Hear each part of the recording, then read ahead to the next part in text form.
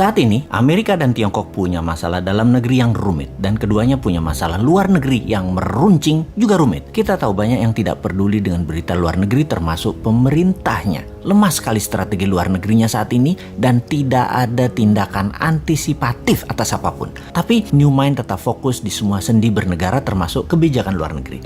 Kita bahas dan apa efeknya untuk Indonesia. Adakah ancaman resesi keuangan Amerika yang katanya punya hutang yang jatuh tempo Oktober tahun ini? Lalu, apakah ancaman salah satu perusahaan terkaya Tiongkok yaitu Evergrande yang hutangnya mencapai 7.000 triliun yang terancam gagal bayar? Akankah bisa picu krisis keuangan di Tiongkok seperti subprime mortgage di tahun 2009 di Amerika? Apa dampak hal tersebut? 1.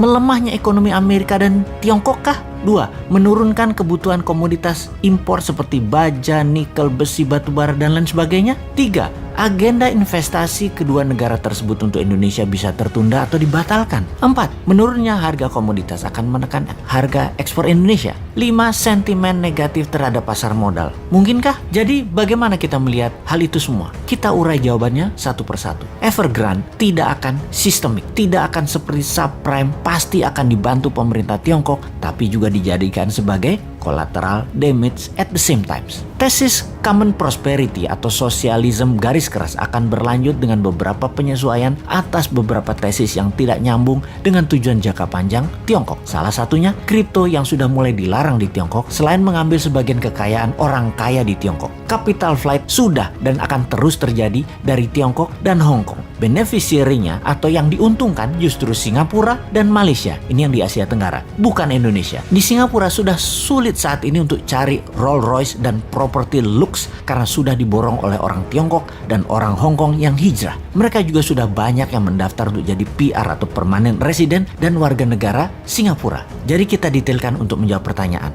Nomor 1, Tiongkok akan mengalami koreksi ekonominya karena konsumsi domestik Tiongkok akan melemah. Sementara Amerika tidak akan melemah karena konsumsi domestik di Amerika masih robust. Bahkan Bank Sentral sudah mengisyaratkan akan melakukan tapering atau pengurangan QE karena ada kecenderungan untuk inflasi. Sebentar, sahabat perlu dijelaskan apa itu robust dan apa itu tapering.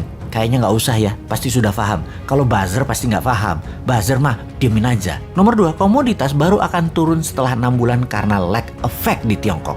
Nah, pasti nanya lagi nih, lag effect itu apa? Sahabat, memang jarang masyarakat umum memahami istilah keuangan karena bernegaranya dibuat oleh para pejabatnya hanya fokus di politik. Kasian rakyat ini jadi bego urusan ekonomi, taunya paling pol dagang doang karena perilaku bernegara pejabatnya. Tapi tenang, rakyat tidak paham tidak apa-apa, tapi pejabat yang berkuasa ternyata juga tidak paham seperti kali ini. Itu memalukan. Jadi apa itu lag effect? Oke, saya terjemahkan pelajaran kampus aja artinya. Bahasa Indonesia cari dewe ya. Oke, lag effect is the potential ineffectiveness in fiscal policy due to the time it takes to recognize an issue. Dah, itu aja artinya. Cari sendiri ya artinya. Kita lanjut. Nomor 3, capital flight dari Tiongkok nggak akan ke Indonesia. Amerika dan Tiongkok telah melakukan QE masing-masing sebesar 5 triliun dolar. Amerika 4 triliun, Tiongkok 1 triliun dalam 20 bulan terakhir. Tapi nggak akan ada imbasnya ke Indonesia secara berarti. Pasti pada nanya lagi, QE itu apa? Wes, kali ini Bosman jadi orang belagu dah, sok berilmu. Niatnya cuma satu sih, nantang manusia yang katanya terbaik bidang ekonomi. Oke, QE itu adalah quantitative easing. Terjemahan bebasnya adalah printing money. Wes, paham ya? 4. Harga ekspor komoditas akan terkoreksi setelah 6 bulan dari saat ini, tapi akan bergerak hanya turun sedikit. 5. Pasar modal akan terkoreksi sedikit tapi akan terbang kembali. Dikarenakan uang beredar di Amerika, di Uni Eropa, di Jepang, di Tiongkok masih masif. Rasio M2 terhadap GDP masih jauh di atas 100%.